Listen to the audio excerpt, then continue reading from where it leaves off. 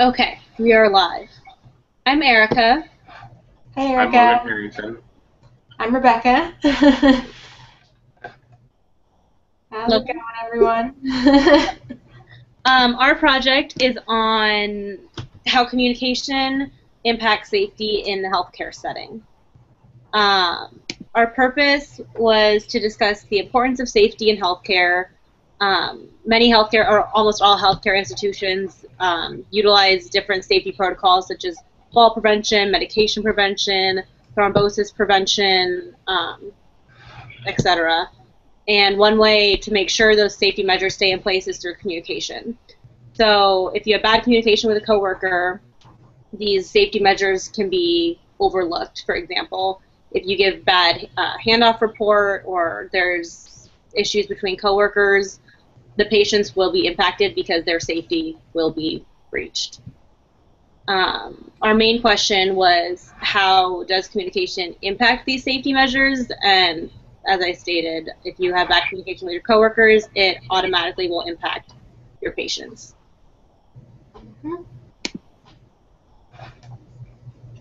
As teaching nurses, we see it imperative to keep our patients safe. There are safety measures and protocols provided by every healthcare institution. However, without proper communication, these safety measures may not be properly utilized. So communication needs to be clear within all staff, no matter what their role is in taking care of the patient. And documentation as well needs to be clear and consistent so that every staff that reads the document is able to understand and convey the message that the person writing it is trying to get across to the next person. Mhm. So, several implications are it is essential to create an environment in the healthcare setting where communication is encouraged. It's really hard to work in a workplace if you feel like other people are bringing you down or um, not communicating with each other, letting the other staff know what's going on with the patient's condition. Great communication will lead to keeping our patients safe. This will ultimately lead to great patient outcomes and patient satisfaction. So it's important to have accurate shift report, kind of like Erica said earlier, because nurses are primary advocates for their patients as well as PCTs. They perform many roles and communicate with all parts of the healthcare team, the doctors, nursing assistants, social workers. They make a lot of the phone calls, really see a lot of everything that's going on with their patients. They often perform maintenance and task roles in supporting the patient's preferences and health condition.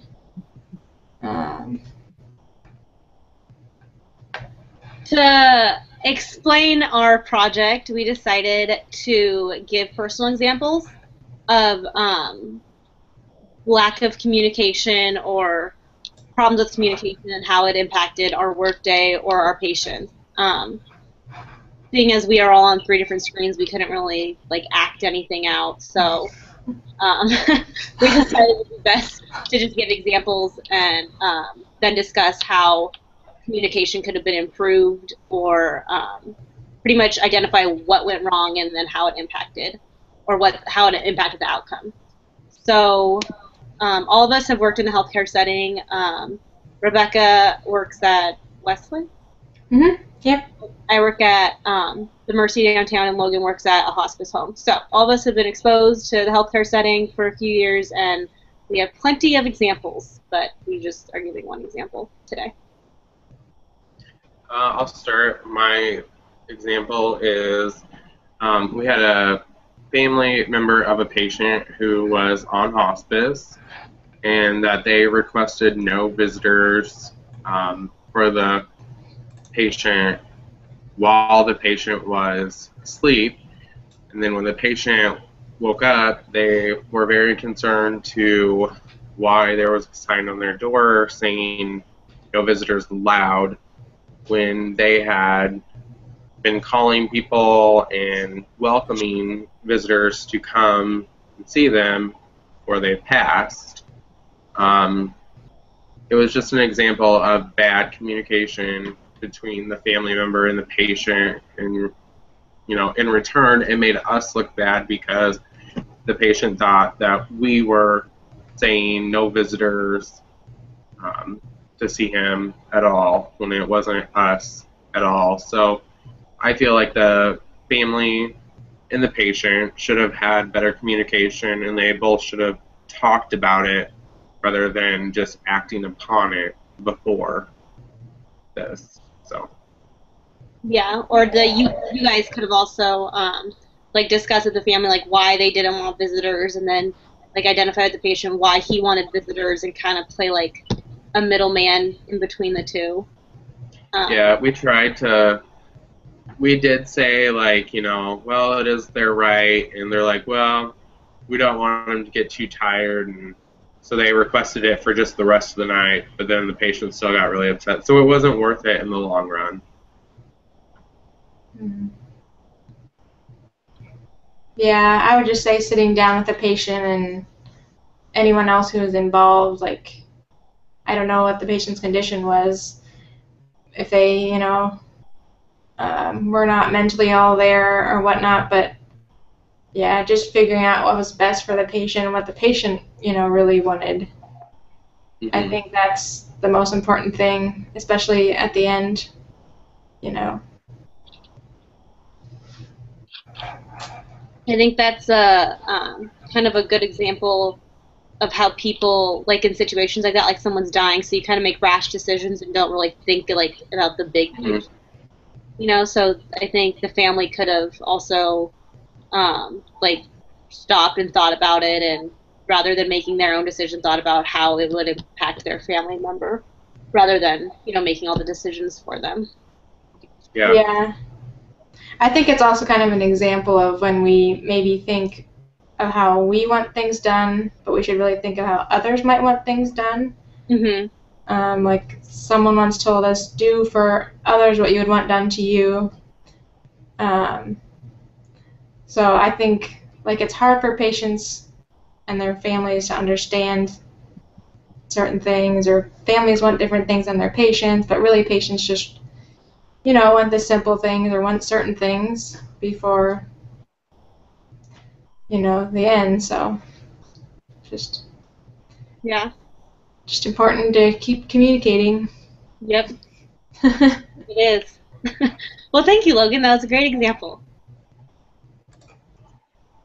All right, so my story, basically I came into work one day and talked to one of the previous PCTs who was there overnight, and I kind of got a little shift report from her about all my patients. She had told me that this one patient was like could get up to the bathroom and kind of called when she needed, but hadn't called all night really. So I was like, okay. So I kind of went and saw other patients first because, I thought they were more critical or whatever the case was, and so I didn't get in there for a long time. But then when I did, I figured out that, she couldn't walk, she was bedridden, kind of had a lot of things going on, and so when I found her, when she needed to be cleaned up, so a lot of things were kind of at risk, like her skin integrity, and just keeping clean and everything. So I guess I just felt like I wish I had gotten a better report, and maybe she didn't receive a good report from the nurses or whoever she received report from.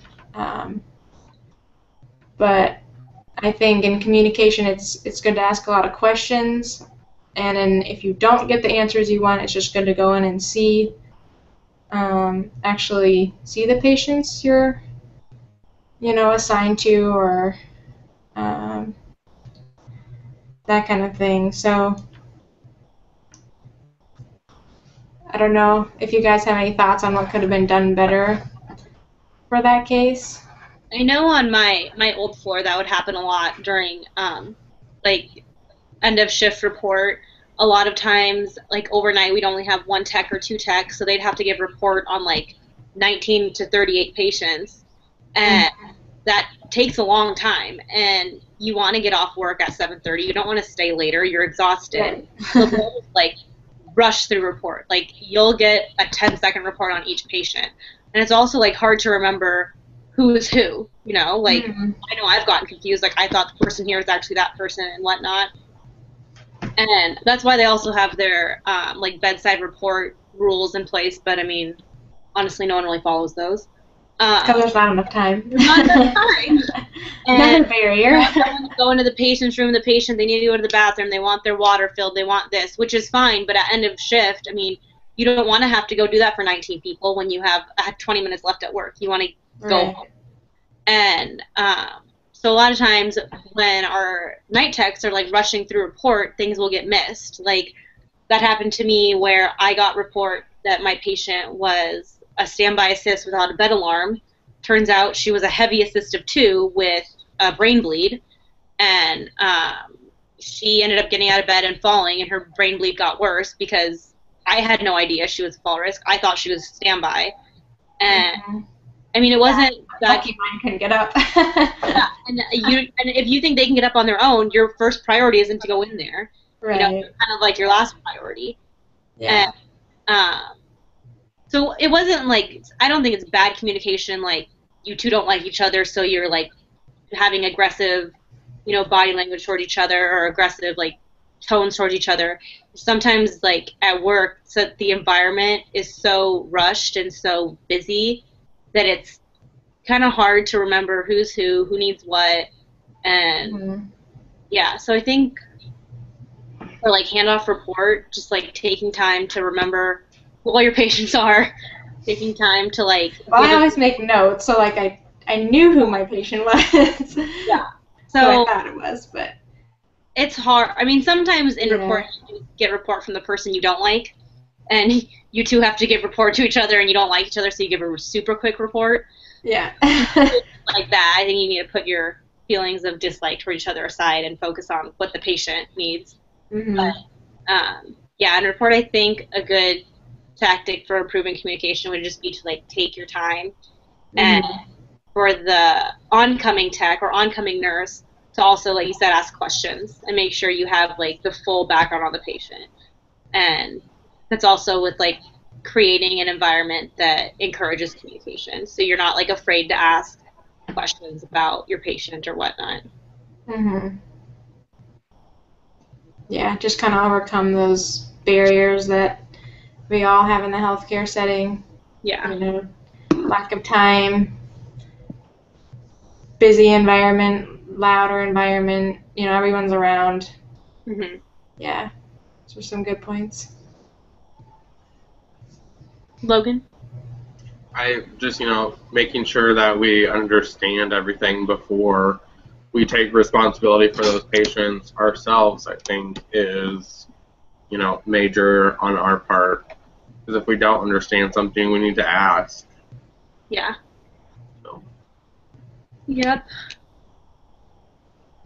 Okay, so my story, I wasn't involved in it because I'm not a nurse, but there was a situation where we had a float nurse come for the day, and the patient that, one of the patients assigned to her was just a post-op patient. She was younger, she just had a elective lumbar fusion, so she wasn't a critical patient. She was someone that should have gotten surgery, been on our floor for a day or two and gone home. And she was on a PCA, which you guys know what that is, the little pain-controlled analgesia. And she shouldn't have been getting any other pain meds. There was a lack of communication somewhere. Some nurse didn't do her 3 checks of medications, and this patient ended up getting fentanyl patch put on as well as more morphine pushed through her IV. And from all the pain meds, she ended up coding, and she got shocked as she was back to life. But that should not have happened. And I think there was a huge lack of communication, especially because it was like a float nurse. And I know from being at work when there's floats, you don't really go out of your way to make them feel welcome. They're just kind of there to help you, and they mind their own business. And even when I float, I just kind of mind my own business. No one comes up to me or says anything. So I think in a situation like that, I think people need to make the floats feel welcome, because I don't know whose fault it was. I don't know who put the med in the drawer, who assigned the letter, but it shouldn't.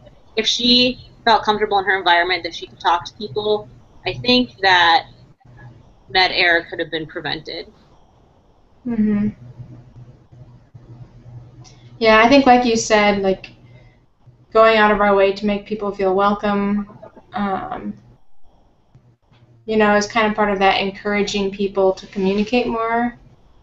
And like I always try to ask the nurses, like, should I do this? Can a patient move this way? Or, are they able to take a shower? Should I do a bed bath kind of thing? And, when they see that I want to know more about the patient, they see that I'm more interested, then they're more willing to explain things, I guess. Mm-hmm.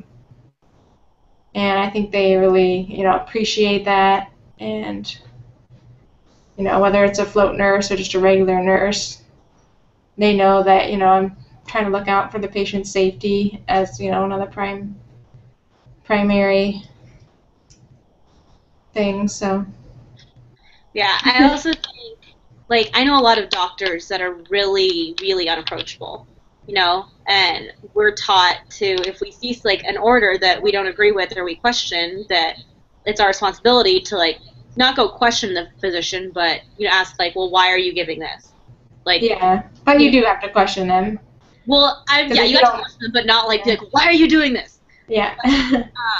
Yeah, we're, as nurses, when we don't agree with something, it's our responsibility to see, like, well, why are we giving this? We don't think it should be given.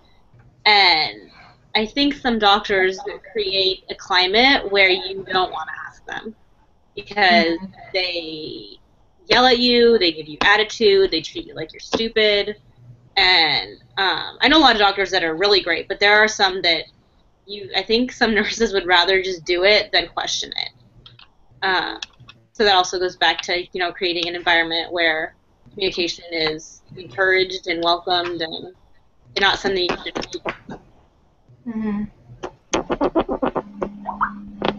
I think also, like, everyone needs to feel comfortable with one another, no matter, if they have a difference outside of work. That needs to be set aside, because ultimately our patients need to come first, no matter what. Mm-hmm. Mm-hmm. Yeah. So, and I know after, like, the next day when we were talking about it, there was a lot of, like, mean talk about that float nurse, which was kind of sad. You shouldn't be talking bad. I mean, clearly the nurse didn't mean to do it on purpose, and if she did, that's a whole other issue.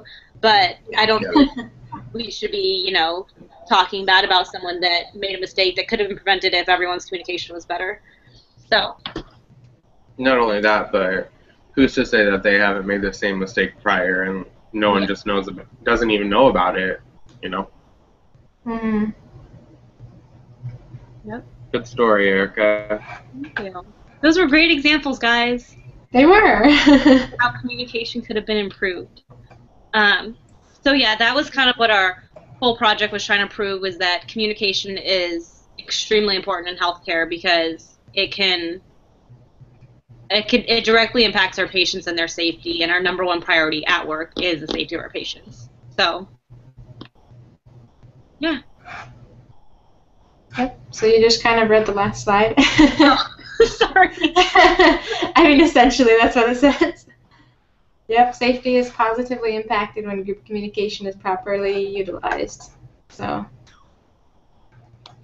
yeah, I think we all did a great job, guys. Great group work throughout this entire project.